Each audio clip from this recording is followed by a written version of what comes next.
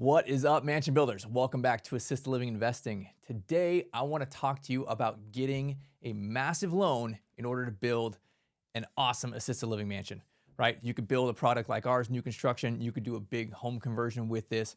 But essentially, I want to show you the 4 steps and processes you have to go through in order to get a big old loan to do a very large, massive, life-changing deal.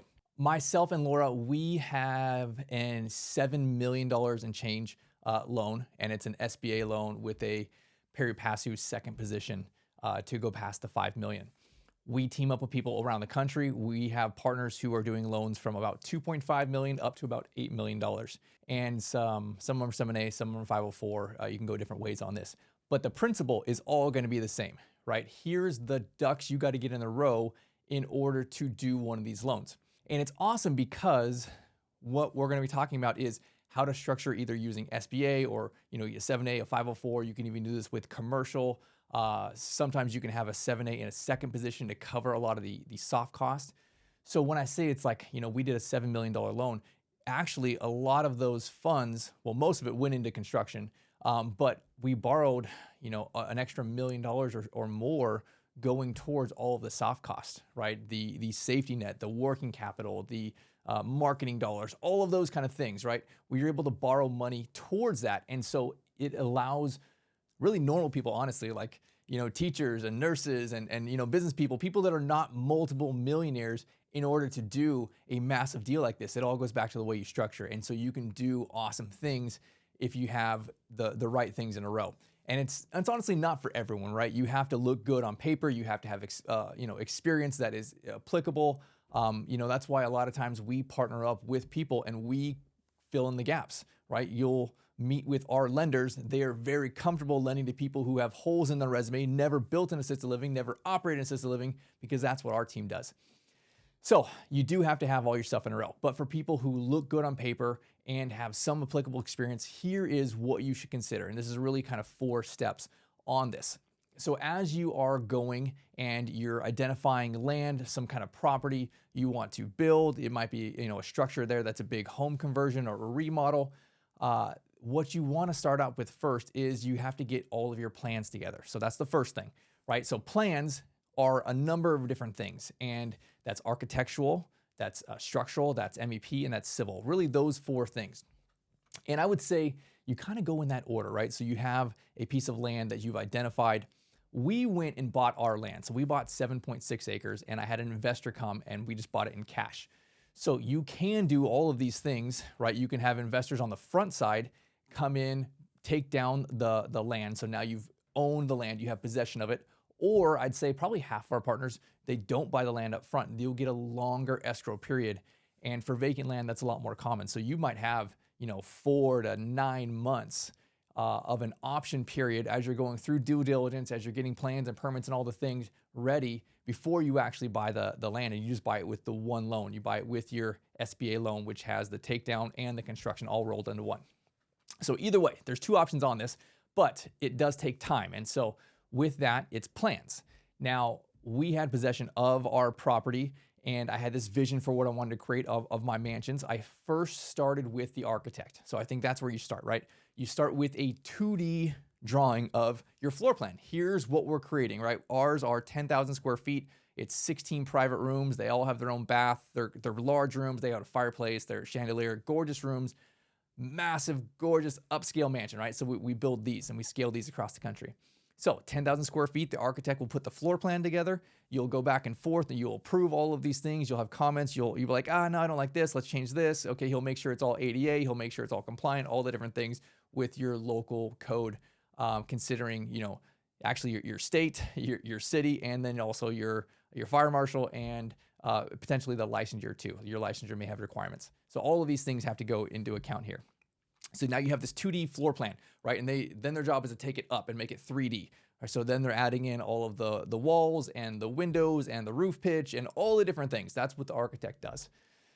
And, that can take, honestly, a lot of back and forth sometimes, depending on what you want to build. And so first things first, right? With your plans, you go to architect. And then I think it's best in this order. Then you go to your structural, right? So you're a structural engineer, and sometimes you'll hire one company. Your architect may be the quarterback for that, and then have a bunch of different people that work with them that are the engineering team. Or you could have separate contracts with separate companies.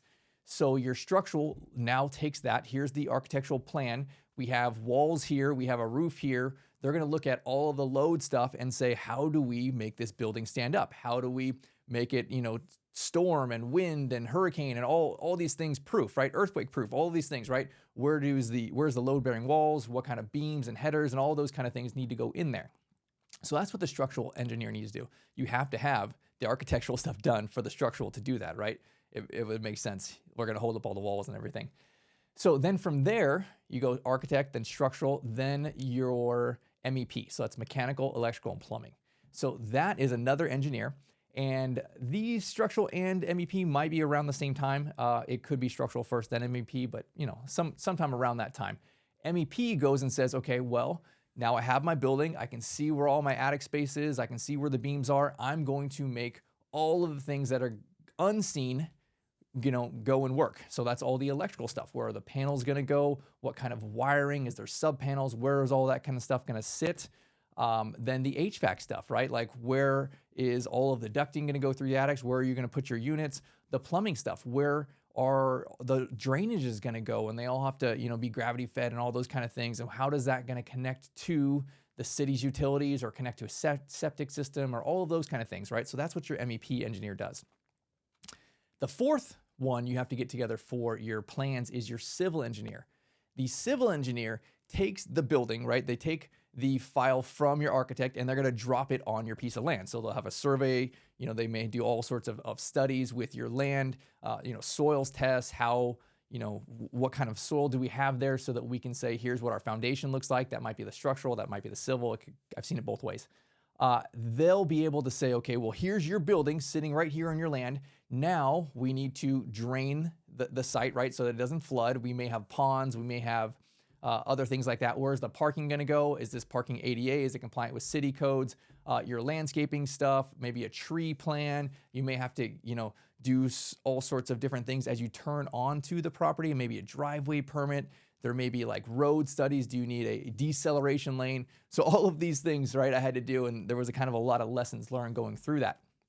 So those are really the four components to get plans together. And you can see how this could take some time, right? There's kind of a step 1, 2, 3, 4, right? You have to kind of almost go sequentially in order with a little bit of overlap in there. So that's first thing, right? That is your plans. The second thing is your permits. Now you need to have permits in order to get your loan. So now you have your architect. They may be the quarterback on this. You may have yourself as the owner, developer being the quarterback on all the permits. You can kind of go either way. Maybe your builder, if you have a builder already lined up, but you have to go back and forth through the permitting process. And there actually might be multiple permits to go through. For me, I had permits with the city. I had permits with the county. I had permits with the state on multiple levels. And it wasn't as simple as, hey, let me just go submit all these kind of things, because you'll submit the plans and then, it's like almost a 30-day clock where the city will go review it and then give you comments, right? They'll have a few comments and then you go back to your architect and you say, okay, well, here's the comments. We got to change this.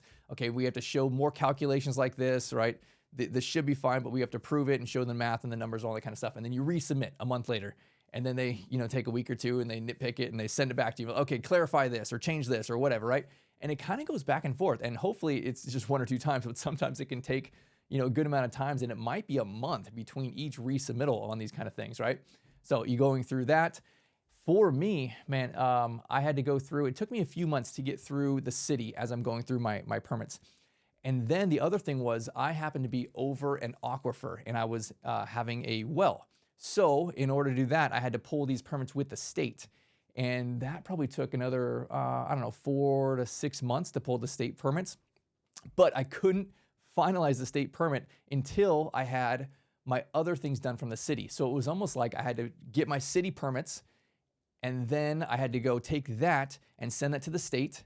And then when I got it back from the state, then I had to put that state permit back on my city permit in order to get my city permit finalized, right? So there was like all these kind of back and forth. So it took for me, man, almost like 9 months to get through permits on something that was not a massive deal, but it was like you have to do A and then B and then you can do C and then we can finalize, right? So a little bit of back and forth. There's all sorts of different permits you got to consider. So I would again talk to the architect, your engineers on this and be like, hey, what are the common things here, but also go meet with the city or the county. Some of these things, right? Like I'm on a state highway is where my driveway came in.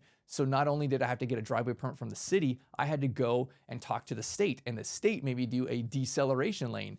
And so there's other things to consider that you might not normally know on the front side.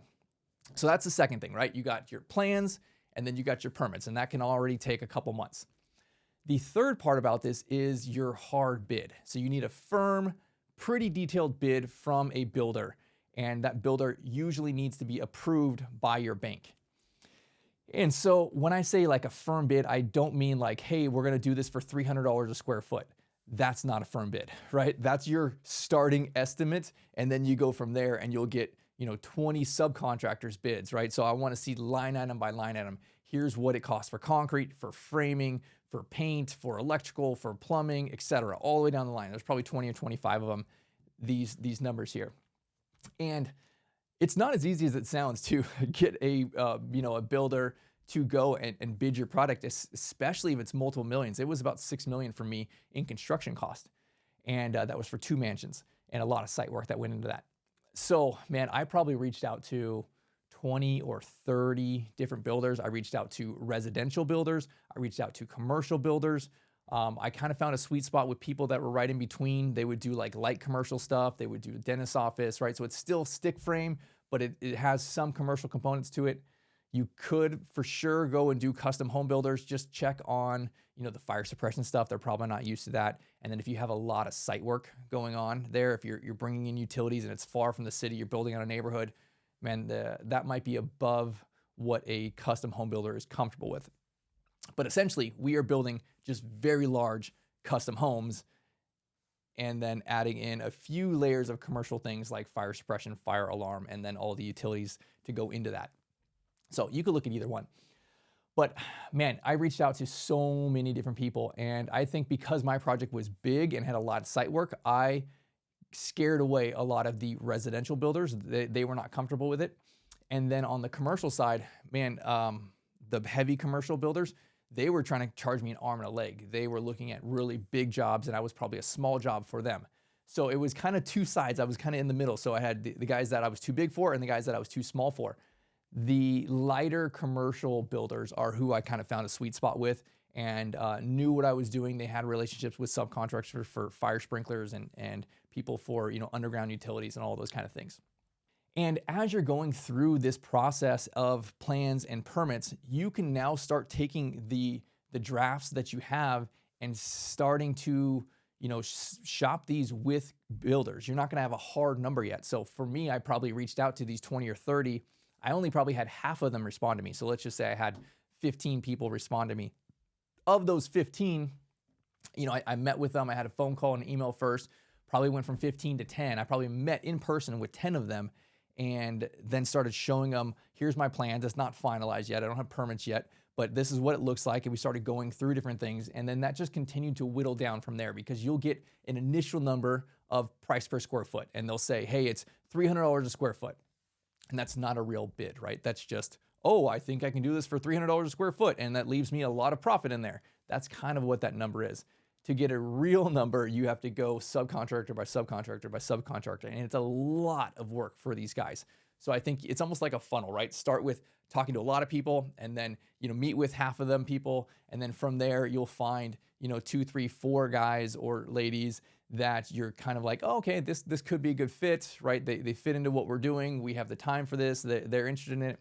And then you start spending time with them, back and forth. I spent hours with each of these people on multiple times going through, line item by line item through bids. And they'll be like, oh, okay, here's this number from my electrician.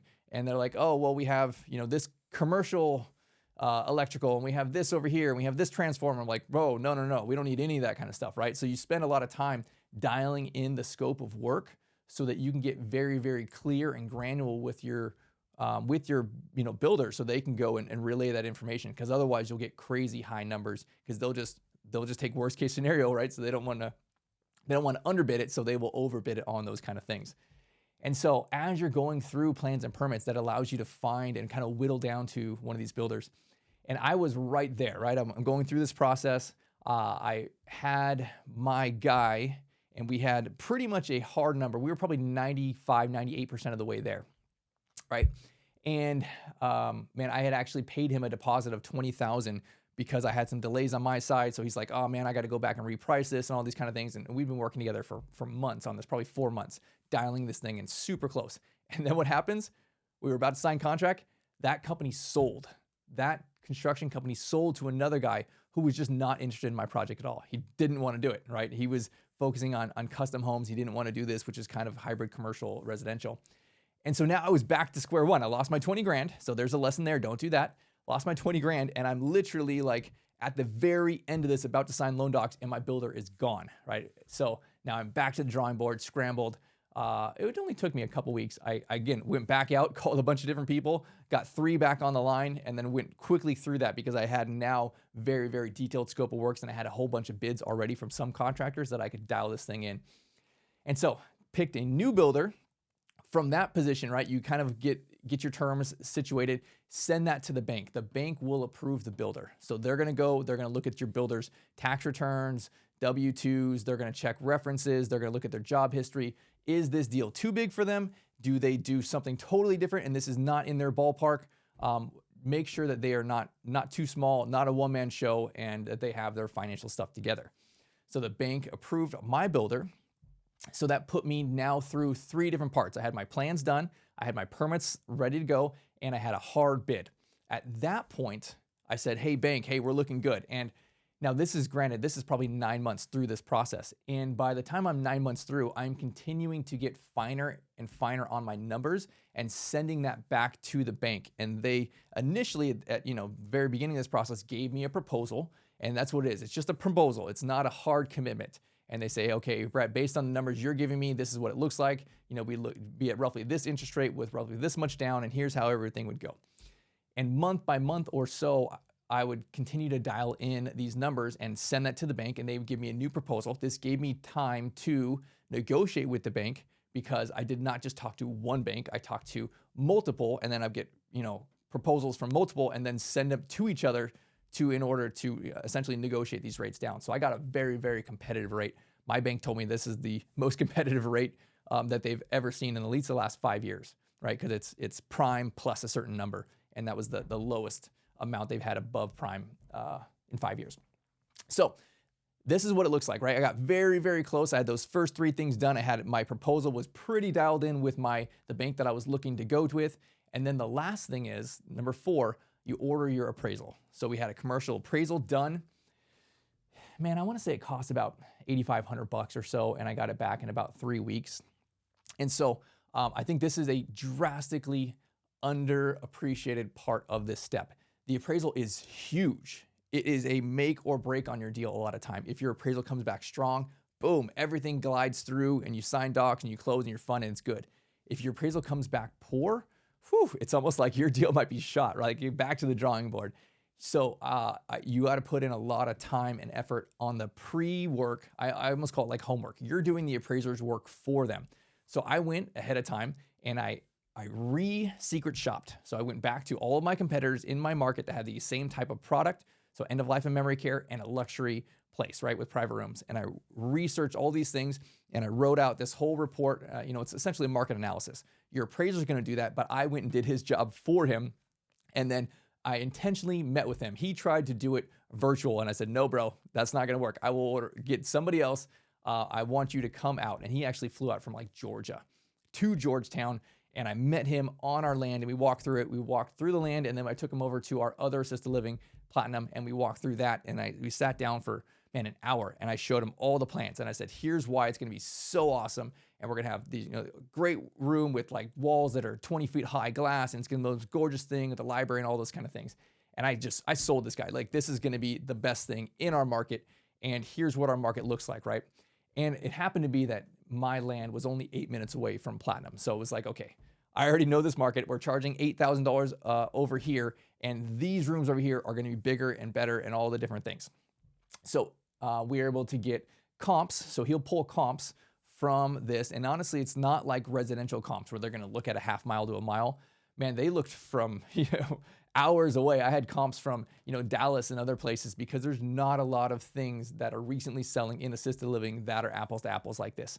So don't be surprised if you pull comps from farther away. So I got values on what my building's gonna be worth. So my building that appraisal came back at $5.1 million per building, and then about $1 million per business. So they'll do two parts of this, right? It's called the as complete. They do the appraisal on the future building and the appraisal on the future business. And the future business, they don't give you all the value on it, honestly. They'll give you a small little bit. And for mine, that was $1 million. So 6.1, it was about 12.2 for my appraisal for this project. Because again, I was building 2 up front. And again, we had, $8.4 million total development cost, $7 million loan. So I had massive, safety there for the bank. No additional collateral was needed. Appraisal came back very good. And so they'll look at the bed rates and then that value. So I want to stress how important it is to do this homework ahead of time. Make sure you can meet that appraiser in person and they know this niche. And I broke it down. Here's what our license type is. All of these assisted livings over here, not the same license type. They are inferior to my product or service. And that way I said, hey, here's a whole list of them. Here's all the comps. Don't count any of these. These are not the same. They're less than me. Over here, these ones, these are end of life. These are memory care, same license type. This is what you should be comparing against. So I think it's super important you do all of that kind of work. And so all of these things, right? These 4 things from plans to permits to finding your builder to appraisal, these are all the things that you have to do. And you can kind of see as I'm walking through this, right? How this could take months. I've seen our teams do it as quick as 90 days. One of our teams blew through it in 90 days. That was fast. Myself, it took me about 9 months. I've seen some teams, again, at 6, 8 months, that's kind of what it looks like to do this.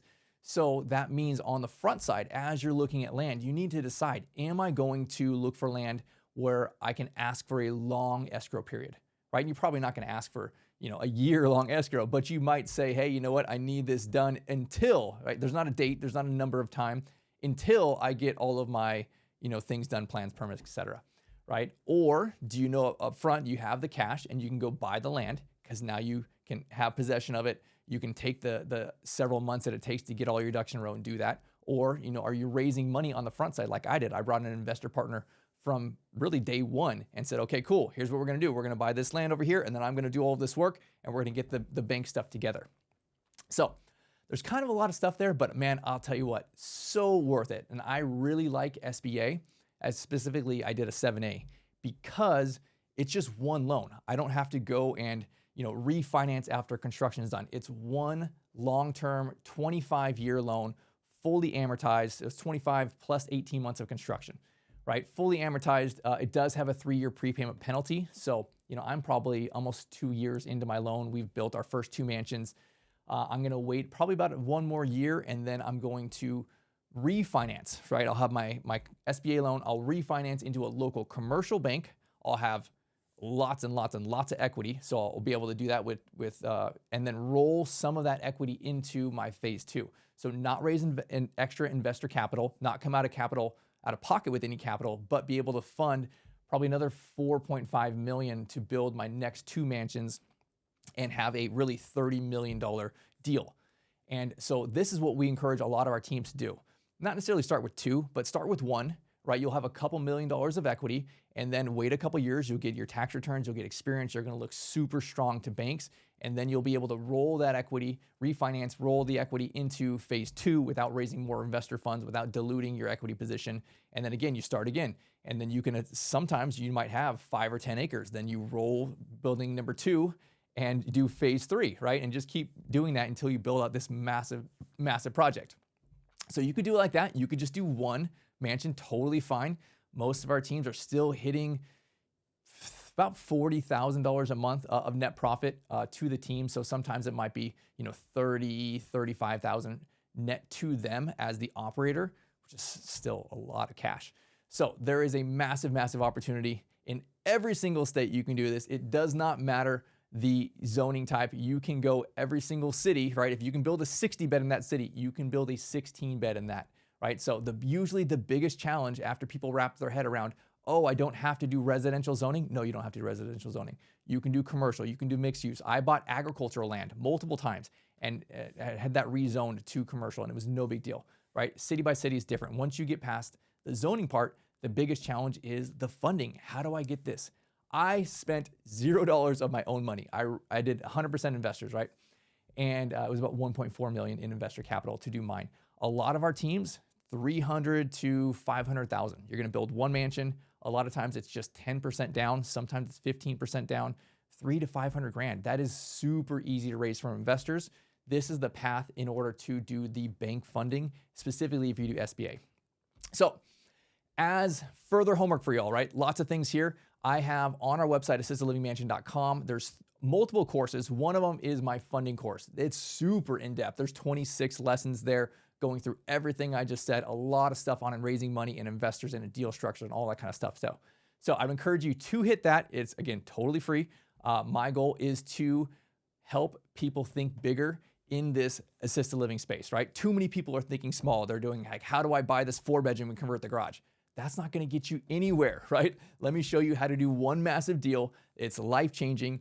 You honestly get to a place after a year or two where you can't afford multiple staff and you're very passive in an active business. And man, Laura and I were bored for a couple years between our stabilization of our first platinum and expansion, right? Just like hanging out with our kids, vacationing, like, oh, need a challenge, right? So it is awesome. There is life-changing potential there. Just go ahead and take massive action, get uncomfortable, and do it. So I'm looking forward to seeing all your progress. Let me know, comment on this, and let me know your wins. I'll talk to you guys later.